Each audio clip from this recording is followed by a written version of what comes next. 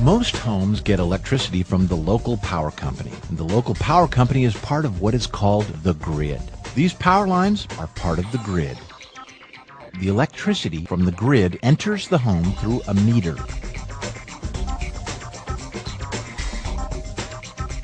By adding a solar energy or PV system to a home, the home can generate its own electricity. First, sunlight must be captured and converted from light to electricity. That is what PV cells do. By grouping many cells into panels, enough power is generated to run a home or business. The electricity that is created by the solar panels is DC, or direct current electricity. DC electricity must be gathered together and changed or inverted into AC, or alternating current, which is the type of electricity found throughout a home. This is done with a piece of equipment called an inverter. The inverter is a very important part of the system.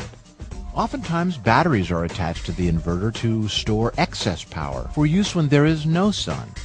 The inverter provides the electricity necessary to run the home. If there is excess power generated by the PV system, the inverter can push the extra power out onto the grid. Normally, the wheel on a meter turns one way as the power from the grid enters the home. But with a PV system installed, it's possible to turn the meter backwards. This means that instead of a home buying power from the grid, the home is selling power to the grid, and this is usually done in the form of credits. With the right PV system on a home or business, the expense for electricity, which could be many thousands of dollars a year, could be reduced to nearly zero. Solar energy systems are good for the environment, and they can save a lot of money on energy in the long run.